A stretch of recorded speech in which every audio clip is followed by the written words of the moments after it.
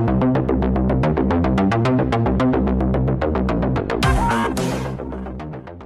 हम लोग क्लास 6 के अगला अभ्यास जो है 2B, कौन सा है 2B है। 2A के बारे में हमने चर्चा कर दिया है, सवाल बता दिया है। आज हम लोग 2B के बारे में जानेंगे कि 2B जो है इसमें कौन कौन से प्रश्न दिए हैं, उसको सॉल्व करेंगे अच्छे तरीके से। ये NCERT है, प्योर NCERT। तो पहला प्रश्न दिया, संख्या रेखा पर अंकित योग तथ्यों को लिखना है। संख्या रेखा बनाया है आपका, संख्या रेखा बना दिया, जीरो यहाँ बनाया है, 0.1 2 3 4 5 6 7 8 9 10 इस तरीके से डाट डाट इन्फिनिटी बना सकते हैं। अब इसमें हुआ क्या है कि यहाँ से आपका यहाँ से गया है सीधे कहाँ, 4 नंबर पर, 4 खाने पर यहाँ तक गया है। उसके बाद यहीं से उठा है और सीधे चला गया, यहाँ से सीधे गया, सीधे आपका उठा है, सीधे 9 तक गया है। उसके बाद यहाँ से उठा तो सीधे आपका 9 बता दिया है। तो आपको क्या करना है, योग का नियम बताना, योग करके तो यहाँ पर नीचे से सीधे बनाएंगे, नीचे लिखेंगे कितना खंड, 1 2 3 4 खंड है। तो 4 फिर प्लस लिखेंगे, यहाँ से 1 खंड 2 3 4 5 और जोड़ेंगे 4 और 5 कितना होगा, 9। जो हमारा संख्या रेखा ऊपर वाला जो बता रहा है, ये क्या बता रहा है, 9 को बता रहा है। तो यही क्या हो गया, योग के रूप में हो गया, योग के तथ्य के रूप में आपको अंकित करना था, आपका ये आंसर हो गया।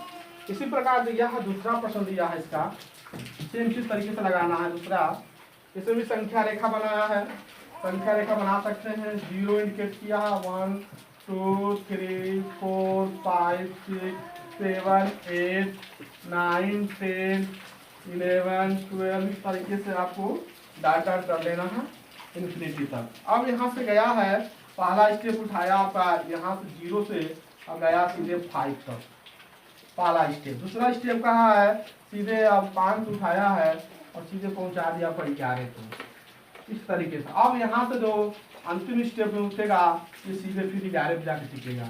अब इसको क्या करना है कि योग के रूप में दिखाना है।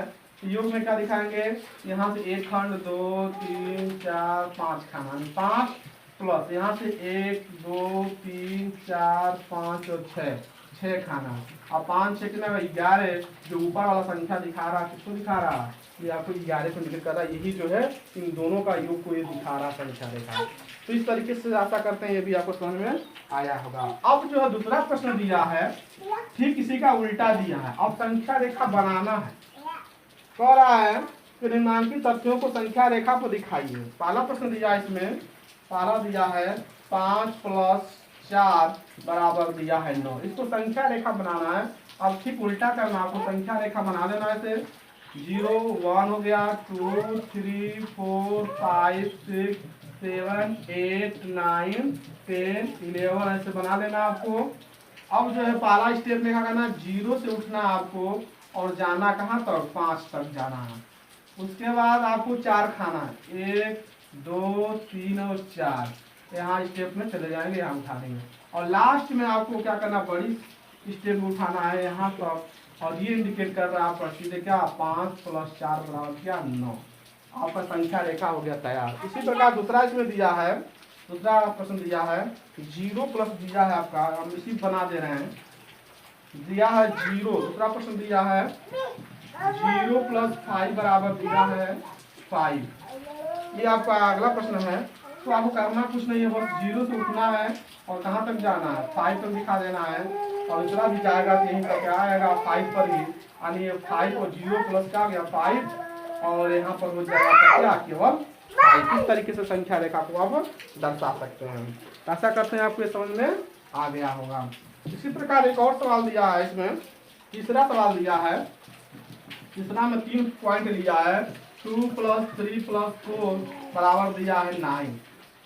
तो इसको संख्या रेखा पर से दिखाएंगे। तो ठीक उसी प्रकार 0 1 2 3 4 5 6 7 8 9 10 इस तरीके संख्या रेखा को बना लेना है। पहले स्टेप में 2 खंड, 0 से उठेंगे कहाँ, 2 तक जाएंगे, ऐसे जाएंगे, फिर उसका 3 खंड, 1 2 और यहाँ तक 3 हो गया, इस तरीके से यहाँ दिखा देंगे। फिर उसके बाद 4 खंड, 1 2 3 और 4, यहाँ तक आपको क्या करना है, ये दिखा देना है। उसके बाद यहाँ से उठना और सीधे कहाँ तक जाना है, 9 तक जाना है, जो आपका 9 दिखाएगा, यानी 2 प्लस 3 प्लस 4 बराबर क्या दिखा रहा है, 9 को दिखा रहा है। ये संख्या रेखा है, आप समझ गए होंगे। चलिए अगला प्रश्न है, तीसरा प्रश्न, बहुत ही सिंपल प्रश्न है। ये कह रहा निम्नांकित कथनों में रिक्त स्थानों की पूर्ति करना, यानी खाली जगह दिया भरना है। पहला दिया है कि 345 प्लस 489 बराबर दिया खाली स्थान प्लस 345। अब देख रहे हैं ये लेफ्ट साइड है और इधर का राइट साइड है।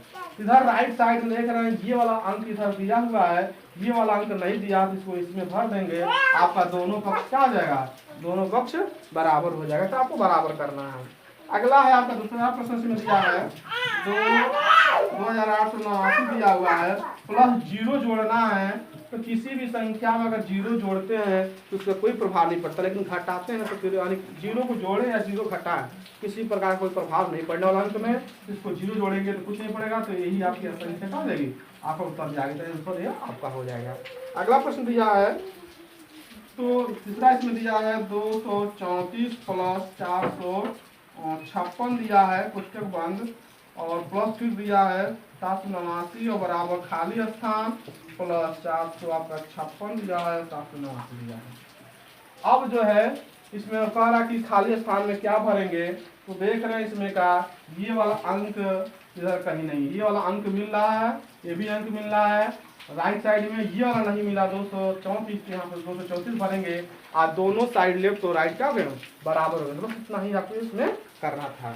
चौथा प्रश्न इसमें दिया है, चौथा कह रहा है आपसे पूर्ण संख्याओं के लिए घटाने की सक्रिय क्रम विनिमय नियम नहीं है, 3 विभिन्न युग्म लेकर इसकी जांच कीजिए। जबकि पूर्ण अगर देखा जाए तो कोई भी क्रम विनिमय नियम होता क्या है कि इसके क्रम को बदल लेने पर उसका मान में कोई परिवर्तन नहीं होता। क्रम विनिमय नियम तो 2 + 3 करेंगे तो 5 ही मिलेगा, इसको उल्टा कर दें 3 आगे कर दें 2 पीछे कर दें तभी भी क्या मिलेगा, यानी 5।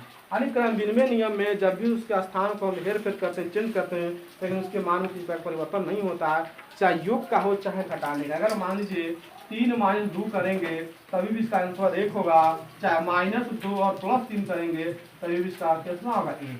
यानी क्रम विनिमय नियम में योग का नियम या घटाने के नियम में कोई परिवर्तन नहीं होता, नहीं करने उसके मान हमेशा क्या था, समान आता है, नहीं बदलता नहीं।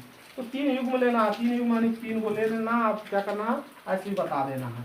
तो हम कह सकते हैं कि आपका 2 - 3 कर लीजिए, फिर इसको -3 + 2 कर लीजिए, 4 - 2 कर लीजिए, -2 + 4, यानी हर हाल में क्या होगा, इसका मतलब देखिए -1, इसका -1, इसको हल करेंगे तो 2 होगा, इसका हल करेंगे तो, यानी हर हाल में देख रहे हैं घटाने में क्या हो रहा है, घटाने के नियम में भी अगर चेंज कर रहे हैं उसके मान में तो किसी प्रकार परिवर्तन नहीं हो रहा है। तो बस आपको इतना ही बताना था। आशा करते हैं आपको समझ में आ गया होगा और ये चैप्टर यहीं तो समाप्त हो जाता है। तो अगला वीडियो अगले दिन आएगा। तो अगर वीडियो पहला बार देख रहे हैं तो चैनल सब्सक्राइब कर लें और वीडियो को ज़्यादा से ज़्यादा शेयर करें, लाइक करें, और जहाँ भी दिक्कत हो आपको किसी प्रकार की तो कमेंट बॉक्स में जरूर लिखें कि सर हमको समझ नहीं आया है, तो आपको अगले वीडियो में फिर बता दिया जाएगा। आज के बस इतना ही, धन्यवाद।